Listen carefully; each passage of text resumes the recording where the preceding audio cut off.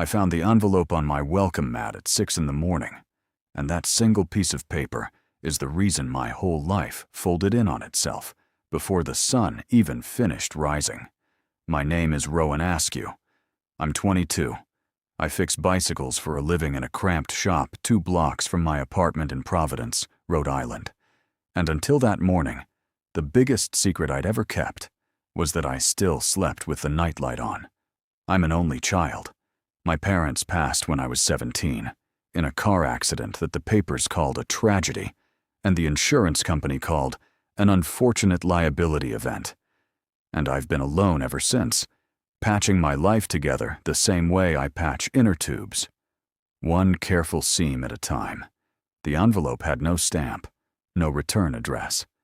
Just my name, written in handwriting so precise it looked typed. Rowan. Inside was a single photograph of my mother. Not a copy. The actual, original photograph. The one that used to sit in a silver frame on her nightstand before the accident, before the house got sold, before everything I owned fit into 2 duffel bags. On the back, in the same careful handwriting, "We kept this safe for you. Come to 88 Benefit Street at 9. Come alone. I should have called the police. I want you to know that I thought about it." I stood in my kitchen holding my mother's face in my hands, my thumb tracing the corner where the picture had bent years ago, and I thought, this is the part in every story where the person calls the police and nothing bad happens to them. But I wasn't in that story. I was in mine. And in mine, I put on my jacket and I went. 88 Benefit Street turned out to be a townhouse with black shutters and a brass knocker shaped like a lion's head, tucked into the historic part of the city, where every building looks like it's guarding a secret. I knocked once. The door opened before my knuckles finished the second knock. That's how I met them. 2 men, identical down to the angle of their eyebrows, standing shoulder to shoulder in the doorway, like a matched set of bookends carved from the same block of stone. One wore charcoal gray, the other wore navy. That was for a long while the only way I could tell them apart. "You came," the one in navy said. His voice was low, almost lazy, like he already knew how the rest of the day would go and found it a little funny. "You're Rowan," the one in charcoal said. Not a question. He studied me the way you'd study a locked box you'd been waiting years to open. "Who are you?" My hand was still shoved deep in my pocket where I'd tucked the photograph, like they might try to take it back. "I'm Kellen," said charcoal. "I'm Torin," said navy. "We're brothers. Come inside. It's cold, and we have a lot to explain." I want to tell you I hesitated longer than I did, but my mother's face was in my pocket, and these 2 strangers apparently had answers I'd been missing for 5 years, and curiosity has always been my worst habit. I stepped inside. The house smelled like cedar and old paper. Bookshelves lined every wall of the front room, floor to ceiling, and a fire was already going in the hearth, even though it was barely 9 in the morning. Kellen gestured toward a low couch. Torin disappeared for a moment, and came back with a mug of tea he set in front of me, without asking if I wanted one. "Our father knew your mother," Kellen began. He sat across from me, elbows on his knees, and I noticed his hands were careful. The kind of careful that comes from a person who has learned, at some point, that his hands can do damage if he isn't paying attention. Years ago, before you were born, she did something for him that he never forgot. What kind of something? Torin sat beside his twin, close enough that their shoulders touched. She kept a secret, a dangerous one, and she kept it for the rest of her life, even after our father passed it down to us. I laughed, a short, disbelieving sound. My mother sold flowers at a farmer's market. She didn't keep secrets for Mafia families. Neither of them flinched at the word Mafia. That, more than anything, told me I had it right. "She kept it," Kellen repeated, "because our father asked her to, and because she loved you enough to make sure it never touched you. Until now." "Why now?" Torin and Kellen exchanged a look, The kind of look twins share that carries a whole conversation in half a second. Torin answered first. Because someone else has learned what she knew, and they think you know it too. My stomach dropped somewhere near my shoes. I don't know anything. We believe you, Kellen said. But belief isn't protection. That's why we brought you here, instead of waiting for someone else to find you first. I should tell you what it's like, sitting in a stranger's front room, while two identical men explain that your dead mother was tangled up in a criminal family's secrets, and that you are now, apparently, a loose thread someone wants to cut. It doesn't feel like fear, not at first. It feels like the floor tilting very slowly, like a boat rocking under you before you've realized you're at sea. I want to see something that proves this, I said, because I needed to hold on to anything solid. Kellen reached into a drawer of the side table and pulled out a small leather book, worn soft at the corners. He opened it to a page and turned it toward me. It was my mother's handwriting. I would know it anywhere. The way she looped her G's, the little flourish on capital letters. A short note, dated the year before I was born, addressed to a man named Augustin Devereux. I'll keep it. I'll keep it as long as I live, and you keep my daughter safe, whatever it costs you. My hands shook holding that book, not from fear, from the strange, aching realization that my mother had made a promise about me before I even existed. Augustin Devereux was our father, Torin said gently. He kept his end. That's why you grew up untouched, why nothing ever came looking for you, until 3 days ago. What happened 3 days ago? Our father was killed, Kellen said, and something in his voice went very flat and very controlled, the way a person sounds when they've decided grief has to wait its turn. By a rival family, the Calder family. They believe he passed the secret to us before he died. They're wrong. He passed it to the one person outside the family he trusted completely, your mother. And when she died, they assume it went to you. But it didn't, I said. I don't know anything. They won't believe that, Torin said. Which is why, as of this morning, you're not going home alone. I stood up so fast the tea nearly spilled. Excuse me. You'll stay here, Kellen said, like it was the most reasonable sentence in the world. Where we can protect you, until this is resolved. I have a shop, I have customers, I have a life that the Calder family can walk into any hour of any day, Torin said, and for the first time his easy, half-amused tone dropped away entirely, and I saw something underneath it that looked almost like fear on my behalf. Rowan, we're not asking you to give up your life. We're asking you to keep it. I looked between them, two faces so alike it made my head spin, two men who apparently controlled some kind of empire I couldn't begin to understand, both of them looking at me like I was something precious they'd been assigned to guard. I thought about my empty apartment, my 2 duffel bags, the bicycle shop that would run just fine without me for a few days. I thought about my mother's careful handwriting, a promise made before I could walk. Fine, I said, but I want answers. All of them, not just the pieces you think I can handle. Something passed between the twins again, that silent twin conversation. And then Kellen nodded, slow. All of them. I promise. That was the first promise either of them made me. It wouldn't be the last. The guest room they gave me had a window overlooking a small courtyard garden, dormant for winter, all bare branches and frozen dirt.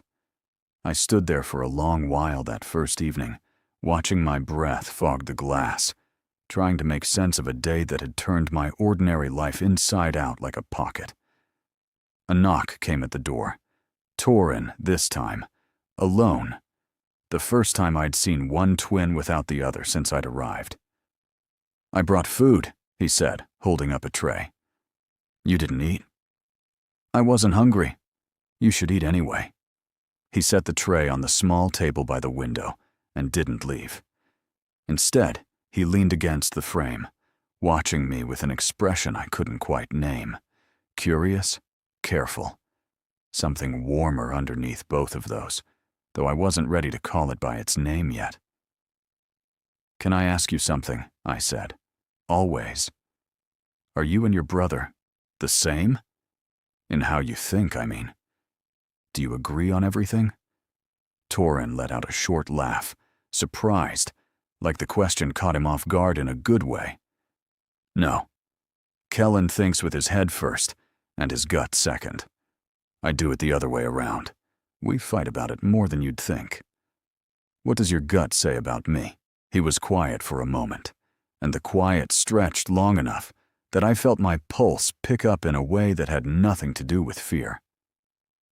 "My gut," he said finally, "says you're going to be very difficult to keep safe, because you're the kind of person who runs toward danger instead of away from it, just to understand it better. That's not an answer.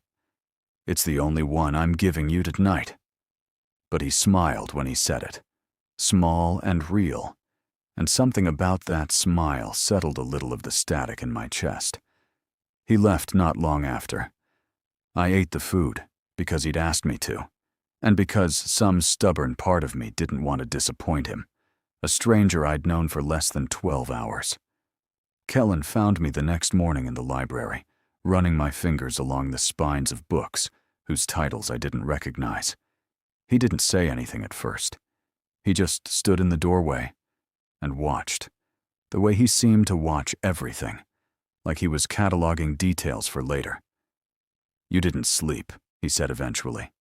"How do you know that?" "Because I didn't either." He crossed the room and pulled a thin volume from the shelf, offered it to me. "This was your mother's favorite, according to our father's notes. He kept a whole shelf of things she mentioned once, in passing, 20 years ago. He never stopped keeping track of the people he cared about." I took the book. My throat tightened in a way I didn't expect. Did he love her? My mother? Kellen considered the question seriously, the way he seemed to consider everything. "I think he loved that she was the one person who never asked him for anything in return for her loyalty. That kind of thing is rare in our world. People usually want something. What do you want? From me?" He looked at me then, straight on, no twin beside him to soften the directness of it. "I want to keep the promise my father made. That's where it starts. And where does it end?" Something flickered across his face. Surprise, maybe, that I'd pushed the question that far. "I don't know yet," he admitted. "I've never had to guard something I also wanted to know better." The honesty in that answer disarmed me more than any charm could have. I found myself standing closer to him than I meant to, close enough to see the small scar above his eyebrow that Torin didn't have. The first difference I'd found between them that wasn't a color of clothing. "How did you get that?" I asked, reaching up without quite deciding to, my fingers hovering near the scar. "A knife, when I was 19. Someone tested whether the elder twin was really the harder one to beat." His voice was even, but I caught the shadow underneath it. Old pain, carefully filed away. "Did they succeed?" "No," he said, and for just a moment his mouth curved. Not quite a smile, something quieter. "But they left a mark to remember me by." I let my fingers rest against the scar for a heartbeat before I caught myself and pulled back, my face heating. "Sorry. I don't know why I—" "Don't apologize," he said. "Lo, I didn't ask you to stop." We stood there a moment too long, the space between us thinner than it had been a minute ago, and I felt something shift. Not the ground tilting like it had the day before, but something gentler, something that made my chest feel too full for its own good. Torin's voice broke the moment from the doorway. "Am I interrupting?" Kellen stepped back, unhurried, like he hadn't been caught in anything at all. "We were discussing our father's book collection." Torin said, one eyebrow raised, clearly not fooled for a second. Fascinating. Rowan, come with me. I want to show you something in the East Wing before Kellen monopolizes your entire morning with dusty poetry. I laughed, the first real laugh I'd had since the envelope landed on my mat, and let him lead me away, aware the whole time of Kellen's eyes following us down the hall. The East Wing turned out to hold a music room, all soft light through tall windows, and a grand piano. No one seemed to play anymore. Torrin sat at the bench and gestured for me to join him. "You play?" I asked. "Badly," he said. "Kellen's better, but he never plays when anyone's listening. Thinks it makes him look soft." He pressed a few keys, a simple, halting melody that wasn't half as bad as he'd claimed. "Our mother taught us both before she passed. It's one of the only things I have left of her that isn't a photograph." "I'm sorry," I said, and meant it. "About your mother. And your father." "Life takes people," Torrin said, quieter now, the easy charm falling away to something more raw. "It's the one thing even men like us can't outmaneuver." He glanced at me sideways. "You understand that better than most people I know." "Because I lost my parents, too." "Because you lost your parents, too," he agreed. "And you still open your front door to strangers holding photographs. That takes a kind of courage. Grief usually beats out of people." I didn't know what to say to that, so I said nothing, and he let the silence sit comfortably between us, his knee a warm weight against mine on the narrow bench. After a moment, he turned his head, and I realized how close his face was to mine. Close enough that I could count the same faint freckle above his lip that Kellen had, in the exact same place, like a signature the universe had used twice. "Rowan," he said, low enough that it felt like it belonged only to me. "Yeah?" "I know we only met yesterday. I know that's not nearly enough time for anything to mean something. But I'd like to kiss you, if you'll let me." My heart did something complicated in my chest, something that felt like falling and landing at the exact same time. I thought of Kellen's hand near mine in the library, the careful way he'd let the moment stretch instead of ending it. I thought of how strange it was that, in less than a day, I'd found myself standing at the edge of something with two men instead of one, and how I hadn't run from either edge. "Okay," I whispered. Torrin's hand came up, gentle against my jaw, and he closed the distance slowly, like he was asking permission with every inch instead of just the first one. His lips brushed mine, soft, unhurried, more question than answer, and I let my eyes fall shut and kissed him back, my fingers curling into the front of his shirt without meaning to. When we broke apart, he rested his forehead lightly against mine, both of us a little unsteady. "That," he said, "is going to complicate things with my brother." "Why?" He let out a low laugh, more nerves in it than humor. "Because I don't think I'm the only one who noticed how you looked at him in the library this morning, and I don't think either of us is planning to step aside for the other." I sat back, my pulse loud in my own ears, trying to understand what he meant. And then the door to the music room opened, and Kellen stood there, his expression unreadable, his eyes moving from Torrin's hand, still resting near my jaw, to my flushed face, and back again.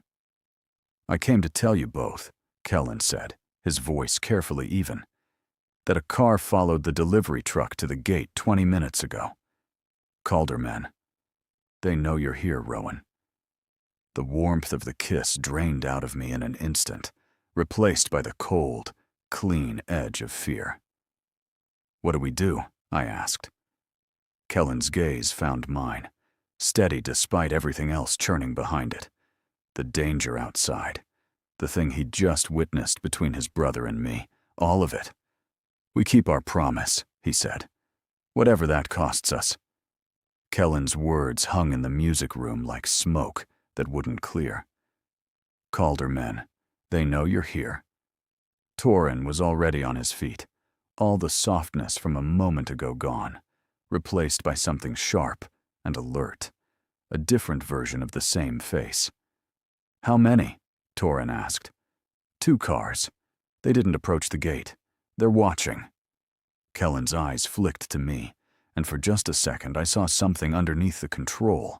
Worry, real and unhidden. "Rowan, stay away from the windows on the east side." I stood, my legs less steady than I wanted them to be. Should I be scared right now?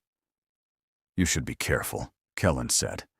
"There's a difference, and I need you to hold on to it." Torin reached for my hand, quick, grounding, before he crossed the room to a panel beside the door I hadn't noticed, a hidden switch that dimmed the windows to something like frosted glass in an instant. "Reinforced," he explained, catching my confused look. "Our father didn't build this house only for the piano." I laughed, a short, nervous sound. "Of course he didn't." Kellen pulled a phone from his jacket and stepped into the hall, his voice dropping into a clipped rhythm I didn't recognize.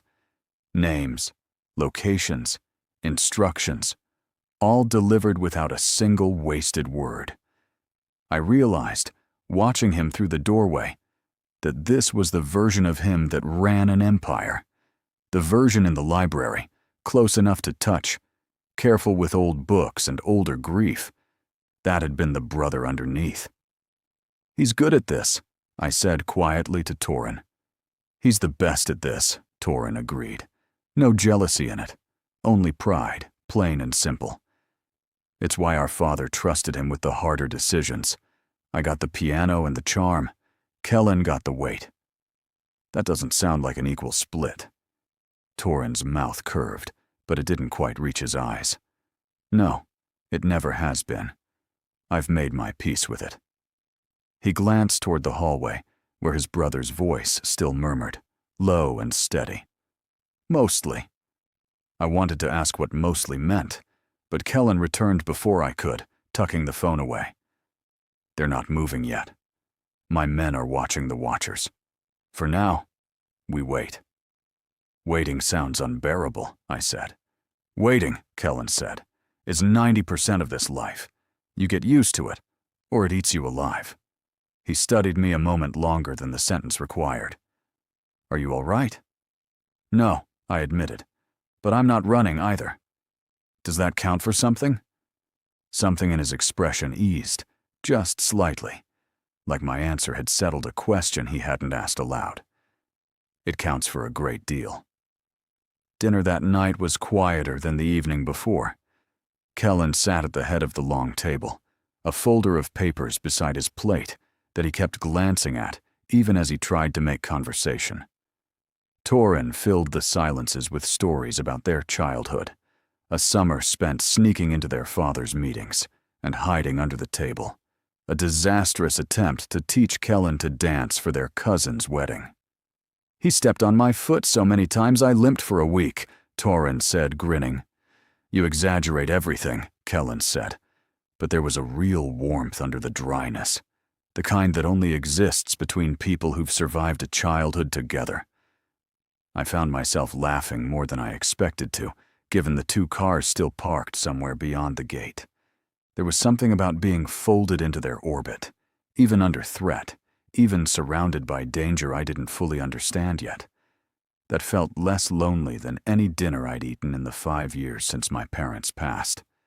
After the plates were cleared, Kellen excused himself to take another call, his shoulders already tightening back into the shape of a man carrying an empire. Torin walked me toward the guest room instead of returning to the library, his pace slow, unhurried, like he wanted the walk to last longer than the distance required. "Can I ask you something?" I said, echoing the question from the night before. "Always," he said, echoing his answer too, like it had become a small ritual between us already. "Earlier, in the music room, you said you didn't think you were the only one who'd noticed something. Between me and Kellen." Torin's steps slowed further, until we stopped altogether in the middle of the hallway, lit only by a single sconce, throwing gold light across half his face. I meant it. "I don't know what to do with that," I admitted. "I've known you both for 2 days. I shouldn't feel anything this strong for either of you, let alone both of us, he finished. Quiet. No judgment in it at all. I know. Believe me, I know how it sounds. How does it sound to you? He considered the question with more care than I expected. It sounds like the truth. Kellen and I have shared everything our whole lives. A face, a name, a father, an entire life built for two instead of one. We've never once had to share something we both wanted for ourselves.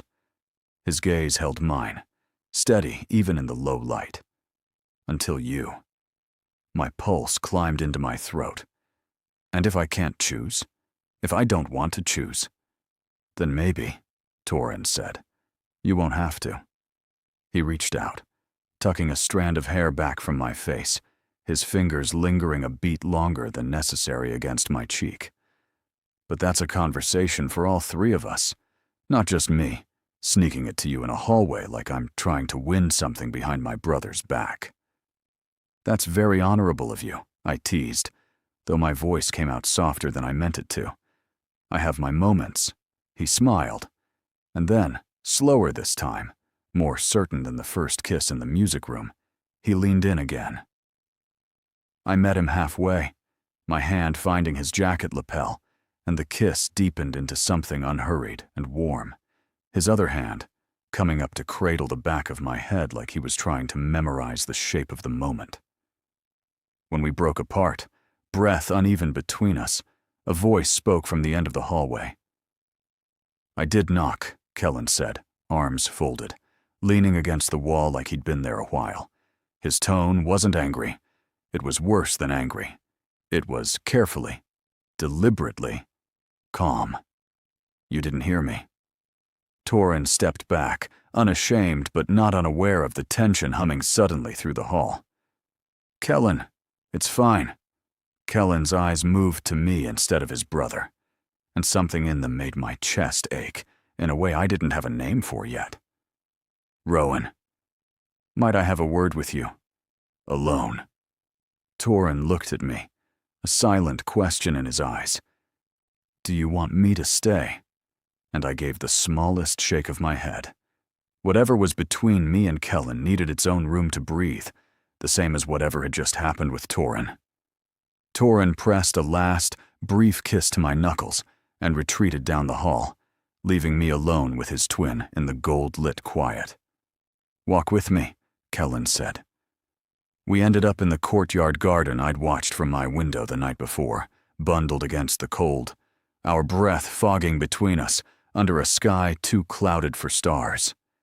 Kellen didn't speak right away. He walked the narrow path with his hands behind his back, the posture of a man used to thinking before he acted, and I let the silence stretch because I didn't know what to fill it with either. I'm not upset with you, he said finally. I want that understood before anything else. You don't seem thrilled either. A short, humorless breath left him, not quite a laugh. I'm not used to wanting something my brother wants too. We've never had to divide something like this before. Torin said something similar. Of course he did. Kellen stopped walking, turning to face me fully, the cold making his breath visible between us. Rowan, I need you to understand something about men like us. We don't share well. Not out of cruelty. Out of history. Everything in our world gets fought over, claimed, defended. It's how we were raised to think.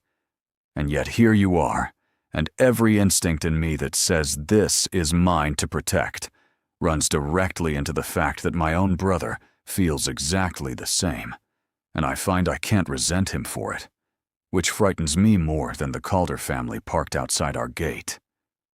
Why does that frighten you? Because I don't know how to want something honestly for the first time in my life, he said, quieter now, more open than I'd seen him since the moment he opened the door to me 2 days before. And share the wanting instead of fighting for it. I stepped closer, my heart pounding loud enough that I was certain he could hear it in the quiet garden. Maybe you don't have to choose between fighting and sharing. Maybe there's a third option neither of you has had to imagine before now. You make it sound simple. I don't think anything about this is simple, I said.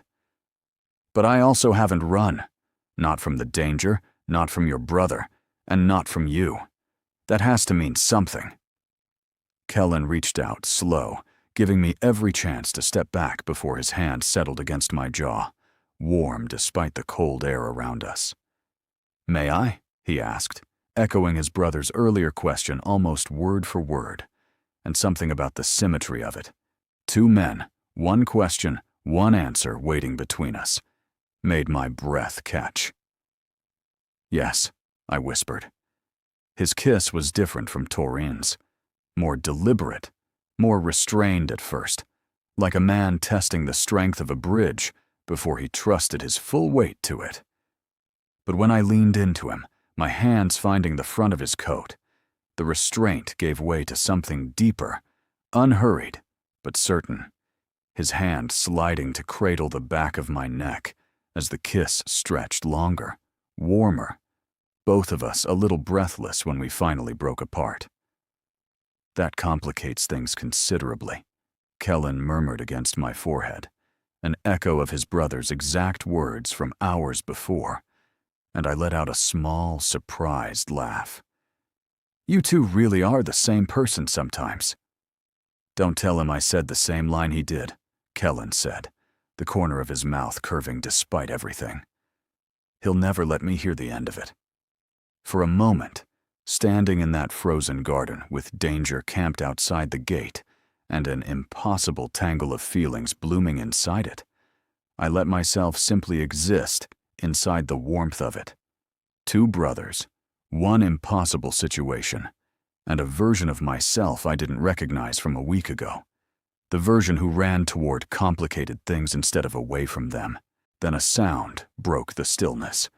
A car engine, closer than it should have been, headlights sweeping briefly across the top of the garden wall before vanishing again. Kellen's whole body went rigid, the softness of a moment ago vanishing instantly beneath something colder, sharper. Get inside. Now. What is it? The watchers just became movers, he said, already pulling his phone free, already becoming the man who ran an empire instead of the man who just kissed me, like I mattered more than anything else in his careful, controlled world. Rowan, inside. Please. I didn't argue. I ran. Torin met us at the door, already reading the tension in his brother's face before either of us said a word. How many? At least 4 vehicles now, Kellen said, herding me through the entryway. They've moved from the north gate to the perimeter road. This isn't watching anymore. They're testing our response, Torin said grimly. Or they're done testing. Kellen turned to me, his hands closing briefly over my shoulders, steady despite the alarm humming underneath his voice. Rowan, I need you to trust me completely for the next several hours. Can you do that? I thought about my mother's careful handwriting in a small leather book, a promise made before I existed. I thought about 2 identical faces that had, in less than 3 days, become the only thing standing between me and whatever the Calder family wanted from me. Yes, I said. I trust you both. Something passed between the twins again. That silent, twin-shared understanding. And this time, it looked less like conflict and more like resolve, like 2 halves finally moving in the same direction. Then follow us, Kellen said. There's a part of this house we haven't shown you yet, and a part of our father's secret you need to hear before tonight is over. The hidden part of the house sat behind a bookshelf in the library, of all places, the kind of thing I'd only ever seen in movies, until Kellen pressed his palm against a particular spine, and the whole shelf swung inward with a quiet, well-oiled click. Of course there's a secret passage, I muttered, half laughing despite the fear still humming under my skin. Why wouldn't there be? Our father liked his dramatics, Torin said, guiding me forward with a hand at the small of my back. Runs in the family, apparently. The passage led down a narrow staircase into a room I hadn't imagined existed beneath the townhouse. A study, windowless and quiet, lined with locked filing cabinets and a single heavy desk. Kellen crossed to the desk and knelt beside it, pressing his thumb to a panel that read his print, and clicked open a drawer built into the floor itself. Inside was a metal box, and inside the box, a stack of documents yellowed with age. "This is it," Kellen said, lifting them out with a care that bordered on reverent, though he'd never have used that word himself. "This is what our father protected. What your mother helped him protect." "What is it?" I asked, moving closer despite myself. Torin answered instead, his voice quieter than I'd heard it yet. 23 years ago, our father discovered that the Calder family built their entire empire on a lie. The territory they control, the businesses they claim were built from nothing, all of it was stolen, not earned. Stolen from a third family that no longer exists because the Calders wiped them out to take what belonged to them. "These documents prove it," Kellen continued. "Names, dates, bank records, testimony from the one surviving witness who saw it happen. If this ever became public, to the other families, to certain people in law enforcement, who'd very much like an excuse to dismantle the Calders permanently, it would end them." "And my mother knew about this?" "Your mother," Kellen said, "was the witness's cousin, the only person the witness trusted enough to hand these documents to before they went into hiding and were never heard from again. Your mother passed them to our father for safekeeping because she was terrified holding them herself would get her killed. She kept a secret that she'd ever had them at all, even from you, to keep you safe." I sat down hard in the nearest chair, my head spinning. My mother, the woman who sold flowers at a farmer's market and hummed off-key while she watered her plants, had once held the key to destroying a Mafia empire and had spent the rest of her life making sure that Key never touched her son. "Why does the Calder family think I have this now?" I asked, "if she never even told me it existed?" "Because they don't know that," Torin said gently. "All they know is that your mother once had it, and that she's gone, and that the only person left who might have inherited it, knowingly or not, is you. In their eyes, you're either a threat holding a weapon you don't understand, or a liability who needs to disappear before you learn how to use it. That's insane. I don't even want it." "It doesn't matter what you want," Kellen said, not unkindly, just plainly. "It matters what they believe. And right now, they believe enough to send 4 cars to our gate at midnight." As if summoned by the words, a muffled sound came from somewhere above us. A door or something heavier. Kellen's head snapped up instantly, every trace of the careful historian from a moment ago gone, replaced by something coiled and alert. "That came from the east entrance," he said. "Torin was already moving toward the stairs. I'll check the perimeter feed." "Rowan, stay here," Kellen said, pressing the metal box back into its floor safe and locking it with quick, practiced movements. "This room is reinforced. Nothing gets through that door without demolition equipment." "I don't want to stay here alone," I said, my voice smaller than I meant it to sound. Kellen paused at the base of the stairs, something in his expression softening despite the urgency. He crossed back to me in 2 strides and pressed a kiss to my temple, brief but certain. "You won't be in danger. I need you to trust that, the way you promised earlier." "I do," I whispered. "Just come back." "I will." He said it like a vow, not a comfort, and then he was gone up the stairs after his brother, leaving me alone in a windowless room with my mother's secret locked in the floor beside me. The minutes that followed were the longest of my life. I paced the narrow room, my mind spinning through everything I'd learned in 3 impossible days. The envelope, the photograph, 2 brothers who'd somehow become the center of gravity in a life that used to orbit nothing but bicycle repairs and quiet grief. I thought about my mother's handwriting. I'll keep it as long as I live, and you keep my daughter safe, whatever it costs you.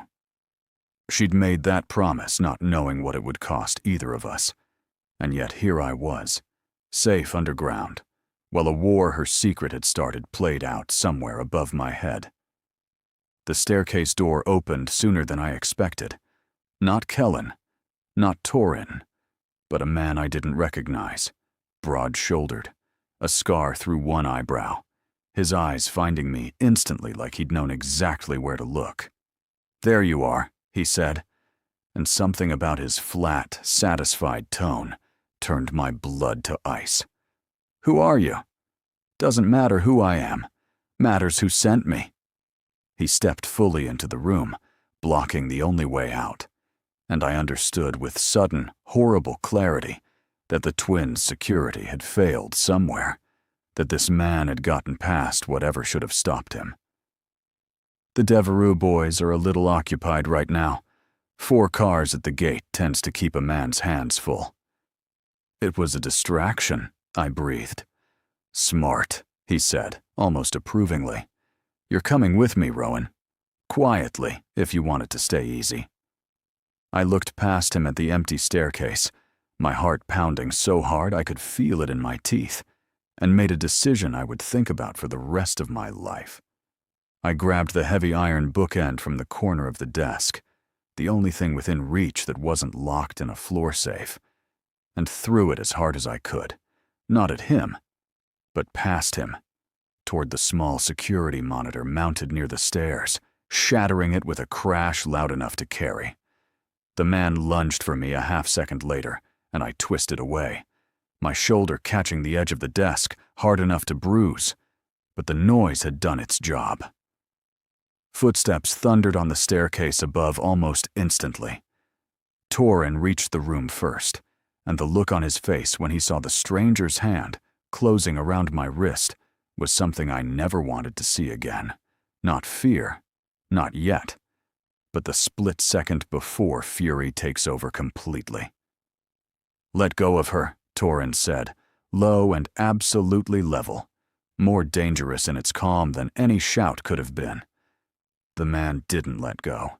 He yanked me half a step toward him instead, using me as a shield the way I imagine men like him had been trained to, and I felt the cold press of something metal against my ribs that I didn't dare look down at. "Back up," the man said. "Both of you. Or this ends badly for the girl your family's so desperate to protect." Imagine my surprise when 3 days ago, that same body woke up talking like an entirely different person. The floor seemed to drop out from under me. "You knew," I whispered. "You've known this whole time that something was wrong with me, and you let the investigation proceed anyway." "Of course I did. Whatever strange magic brought a new soul into that body, it hardly matters to my plans. Execute the body, close the story, protect the succession I've spent 2 years arranging." She straightened, pulling her cloak tighter. "Cassian will grieve, as he should have grieved 18 months ago when I first told him you were guilty. And then, in time, he'll be persuaded toward Roderick as his heir, and everything will proceed as it always should have." "He'll find out," I said, though my voice shook with something closer to fury now than fear. "The ledger, the witnesses. He'll piece it together eventually, and when he does, I'll have already secured what I need." She turned toward the stairs, pausing to look back at me with something almost like pity. "You should have stayed dead, whoever you truly are. It would have been kinder in the end than watching him fall in love with a man who was never going to survive this story." She left, and I sat there in the dark, mind racing through everything she'd revealed, trying to fit the pieces into some kind of plan before dawn arrived and made every plan irrelevant.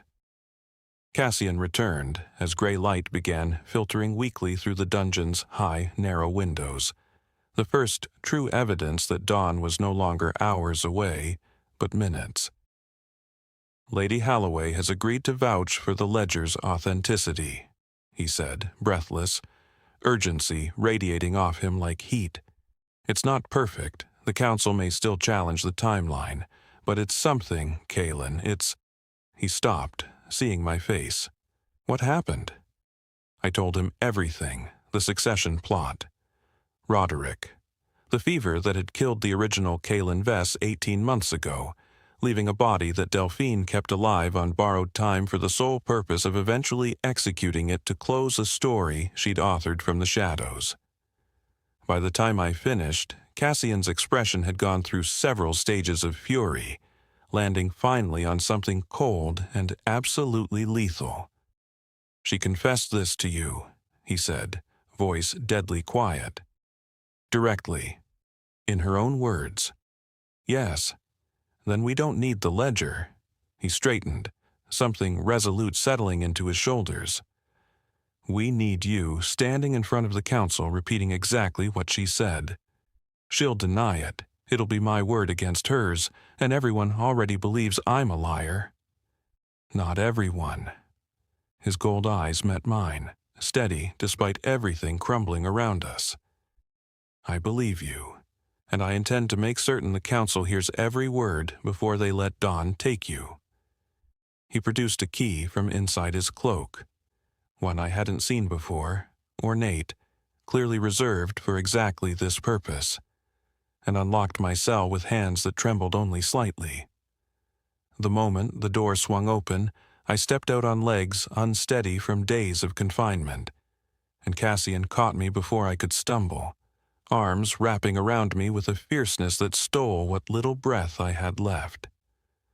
"I have you," he murmured against my hair. "Whatever happens in that council chamber, I have you. Cassian!"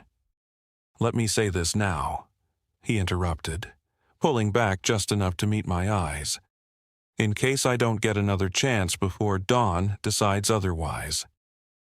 I don't know what strange magic brought you into that body, or what you were before, or why my wolf recognized something in you that no one else could see. I only know that in 3 days, you've become more essential to me than 2 years of careful, controlled kingship ever managed to be. If this council session goes wrong, I want you to know that." My throat tightened, emotion crowding out any clever response I might have managed. Instead, I reached up, cupping his jaw, and kissed him, slow, deliberate, pouring into it everything I couldn't say fast enough with Dawn bearing down on us both. When we broke apart, his forehead rested against mine, both of us breathing unevenly. "Let's go convince your council," I said, "that they're about to execute an innocent man over a 2-year conspiracy their trusted advisor orchestrated from the shadows." Something like a laugh, sharp and disbelieving, escaped him. "When you say it like that, it sounds almost absurd." "Everything about the last 3 days has been absurd," I said. "Might as well end it that way, too."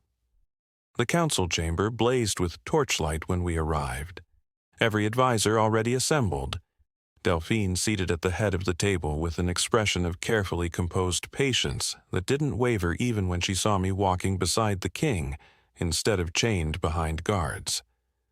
"Your Majesty," she said smoothly, rising. "The hour grows late. The council awaits only your signature to proceed with the sentence." "The council will wait a while longer," Cassian said, voice carrying easily through the chamber, "because I have new testimony that bears directly on this case." Murmurs rippled through the assembled advisors. Delphine's expression didn't change, though something tightened almost imperceptibly around her eyes. "Testimony from the accused himself, I assume," she said. "Forgive me if the council finds a condemned man's word somewhat lacking in credibility." "Not merely his word," Cassian said. "A confession, delivered to him directly by someone in this very chamber. The murmurs sharpened into something closer to alarm.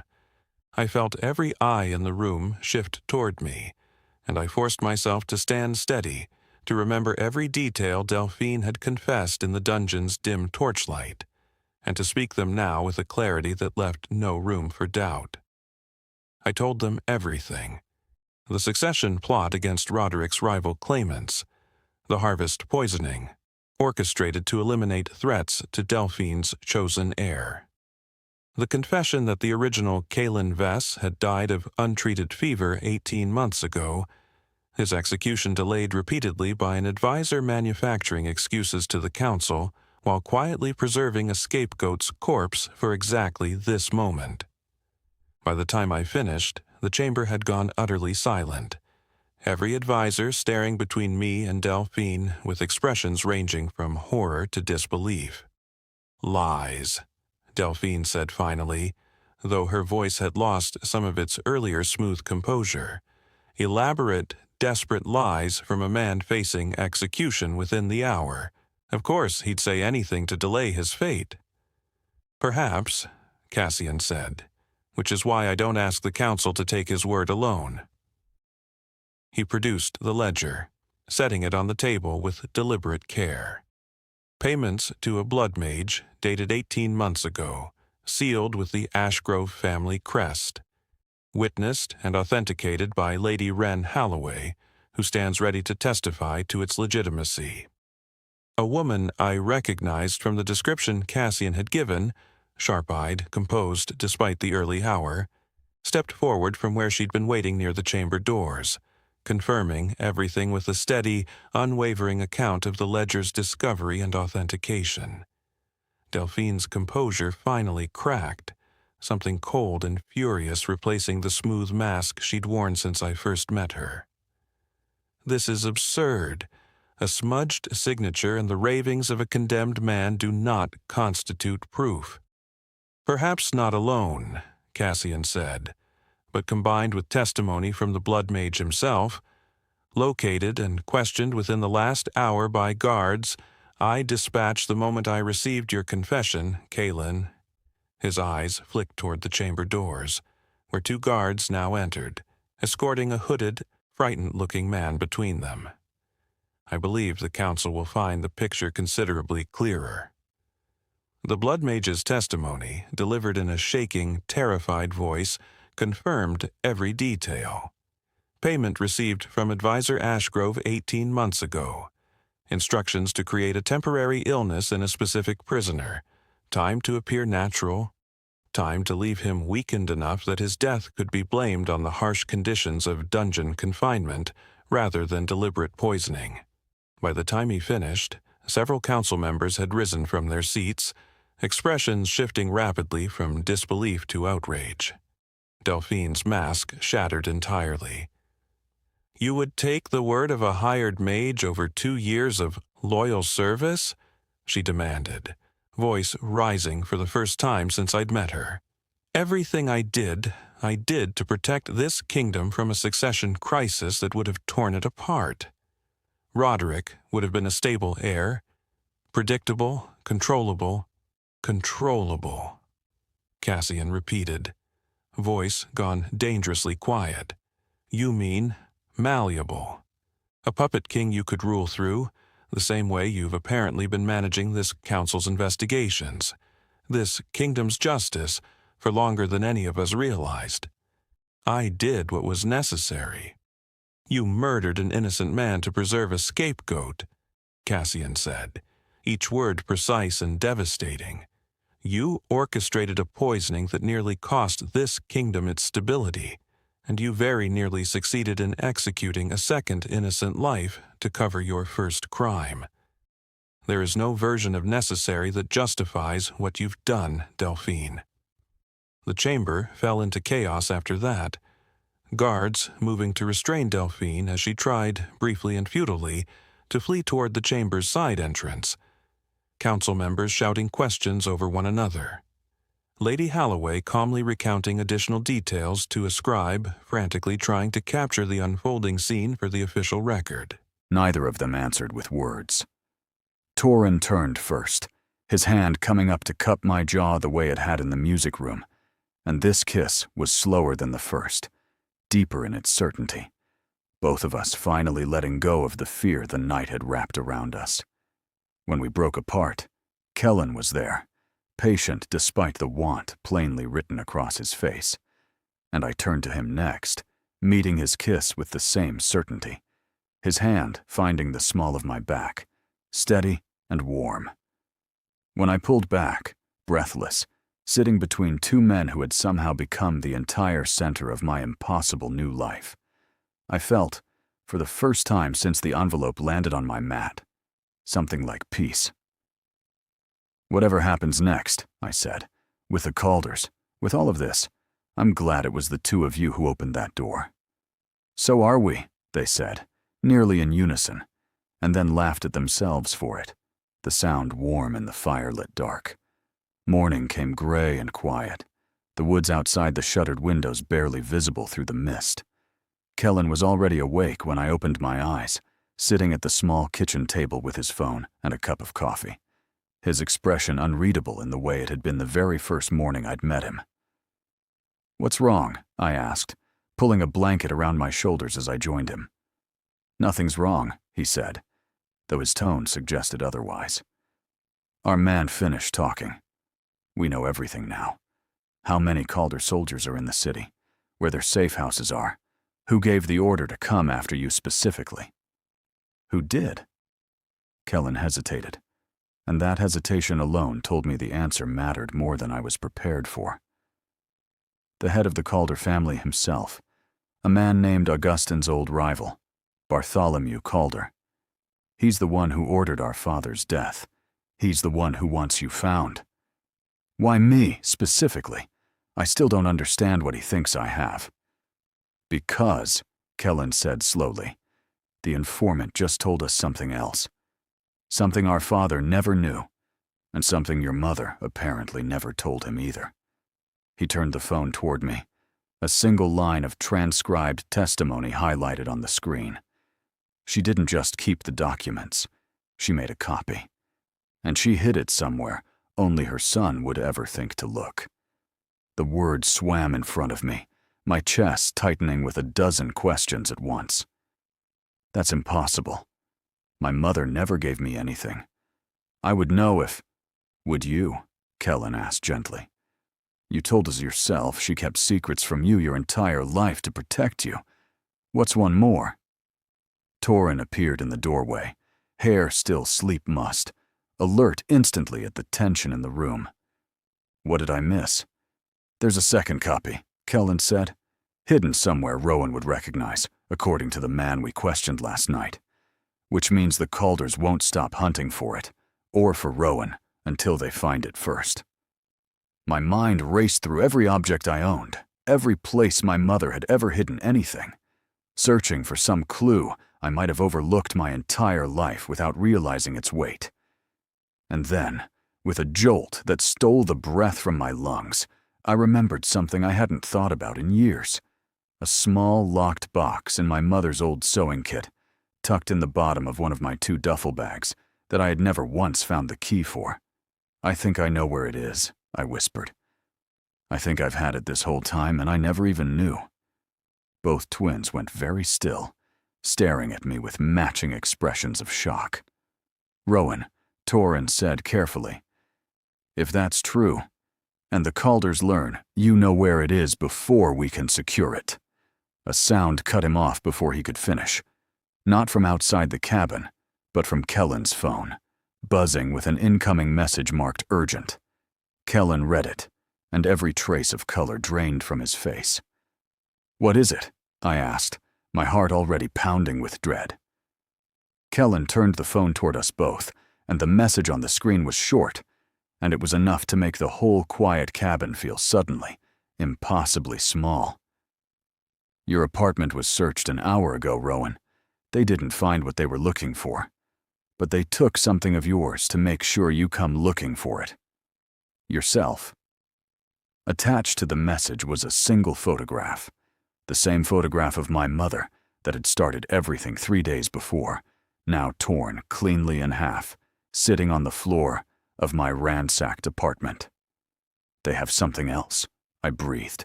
What else could they have taken?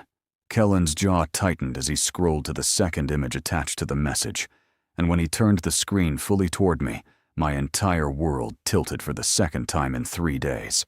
It was a photograph of my 2 duffel bags, the only possessions I owned in the world, sitting open and empty in the corner of my ransacked apartment, my mother's sewing kit nowhere in sight. They already had it. And beneath the photograph, one final line of text glowed on the screen, cold and certain as a door slamming shut. "We'll trade you the key for the girl. You have until sundown.